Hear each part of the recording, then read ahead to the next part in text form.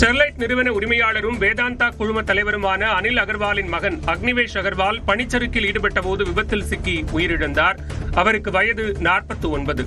அமெரிக்காவில் பனிச்சறுக்கில் ஈடுபட்ட போது விபத்து ஏற்பட்டு படுகாயமடைந்த அக்னிவேஷ் நியூயார்க் மருத்துவமனையில் சிகிச்சை பெற்று வந்த நிலையில் மாரடைப்பு ஏற்பட்டு உயிர் பிரிந்ததாக மருத்துவர்கள் தெரிவித்துள்ளனர். இது தொடர்பாக தனது எக்ஸ் பக்கத்தில் பதிவிட்டுள்ள அனில் அகர்வால் தனது மகனின் விருப்பப்படி தாங்கள் ஈட்டிய வருமானத்தில் 75 விழுக்காடை சமூகத்திற்கு திரும்பத் தர இருப்பதாக அறிவித்துள்ளார்.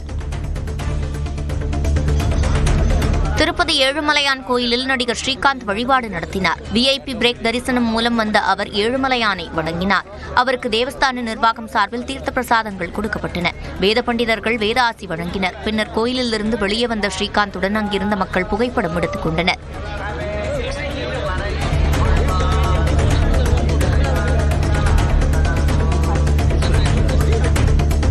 விருதுநகரில் எரிந்த நிலையில் சடலமாக மீட்கப்பட்ட இளைஞரை அவரது நண்பர்களே மது போதையில் கொலை செய்திருக்கலாம் என்ற கோணத்தில் விசாரணை நடைபெறுகிறது.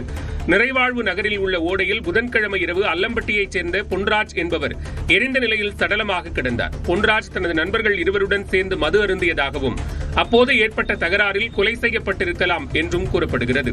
இது தொடர்பாக பொன்ராஜின் நண்பர் கொம்பனை பிடித்து காவல்துறையினர் விசாரணை நடத்தி வருகின்றனர். சென்னை வானகரத்தில் உள்ள ஆவின் பால் பூத்தில் அதிகாலை நேரத்தில் பால் பாக்கெட்டுகள் திருடப்பட்ட காட்சி CCTV கேமராவில் பதிவாகியுள்ளது.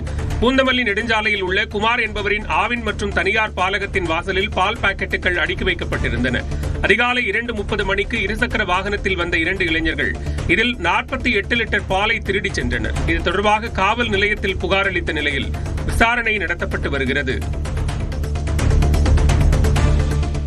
தேனி மாவட்டம் ஆண்டிப்பட்டி அருகே கஞ்சா விற்பனையில் ஈடுபட்டதாக 2 பேரை கைது செய்த காவல்துறையினர் 12 கிலோ கஞ்சாவை பறிமுதல் செய்தனர்.